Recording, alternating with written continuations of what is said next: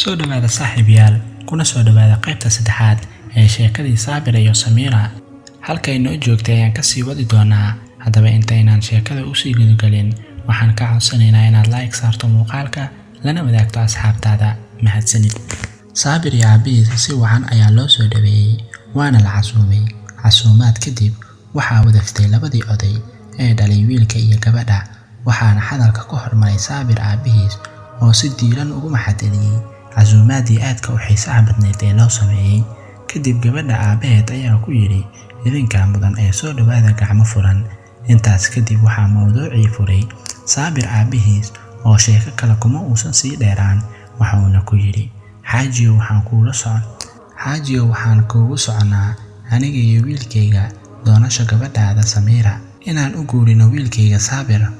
wayna soo wada hadleen labadooda. gabadhi iyo wiilkana way isjecel yihiin wayna isku qanacsan yihiin. sidaas darteed iyada ayaa ku tiri reerkayga iga soo doona ee xaajiyo wiilkii iyo gabadhii aan faataxada u marno inuu Ilaahay iskeen barakeeya. markuu hadalka dhameeyay odaygii ayaa ku yiri wiilkaaga muxuu qabtaa? Saabir aabihiis ayuu ku yiri wiilkaygu waa arday jaamacadda ayuuna dhigtaa wuuna shaqaystaa. Samiira aabaheed kuma qancin arrintaasi, si xun ayuuna ula hadlay martidii wuxuuna ku yiri waan ka xumahay, aniga gabadheeda nolol heer sare ah ayaan ku soo koriyay, si fudud kuma bixinayo. waayo wiil arday ah kuma aamini karo gabadh aan ku soo tiir iyo tacab beelay. nin aan nolol fiican haysan oo gabadheedana nolol fiican siin karin kuma aamini karo. waan ka xumahay xaajiyo, raali ahaada, calaf iskuma lahayn labadooda ee khayr ayaan idin rajaynayaa. Saabir iyo aabihiis oo niyad jabsan ayaa ka soo baxay guriga cidda, waxayna soo aadeen xaafadoodii. Saabir tiisa wuu iloobay markuu arkay aabihiis oo niyad jabsan. guriga markay yimaadeen ayuu ku yiri aabe iga raali noqo, sharaf dhacan iyo niyad jabkan anaa sabab u noqday. adigoo qof weyn ah ayaan maanta sabab u noqday nin asaagaaga inuu ku liido oo uu ku bahdilo. waana igu ballan aabe inaan Samiira faraxa ka qaado, dib dambana u xiriirin adigana ee afi aabe. odaygii ayaa uu ku yiri wiilkiisii aabe waxaas waa caadi, anigana dhib uma arko. waxaan u murugaysanahay waa adiga dartaada. waan ogahay wiilkayga in jecel uu xanuun badan yahay.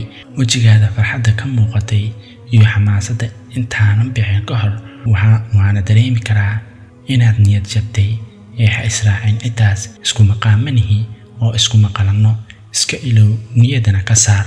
Saabir ayuu aabihiisa ku yiri aabe ilowsho ma aha wax si fudud ku ilaawi karo, laakiin inaan ka fogaado waa igu ballan.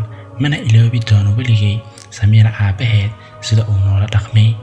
dhanka Samiira iyadana aad ayay uga naxday falka uu aabaheed ku sameeyay Saabir iyo aabihiis. aad ayayna uga xumaatay, waxayna la hadashay aabaheed waxayna ku tiri aaba maxaad saan u samaysay? maxaa saan ula hadashay Saabir iyo aabihiis? markaas ayuu ku yiri aaba aniga weligay wax ma kaa hagrin, nololtan ugu quruxda badanna ayaan ku siiyey. habeen iyo maalinna daraada ayaan u shaqaynayay, farxadaada ayaan ka shaqaynayay, caafimaadkaaga, cuntadaada iyo wax walba aad u baahato diyaar ayaan kuula ahaa. waan ku baryayaa haddaad ducadeeda rabto. iska ilow wiilka kuuma qalmo, waa faqiir, wax ma hayso, asagaa gaajaysan, adiga inaad la gaajoonto marabo. la soco qaybta xigta. mahadsanid.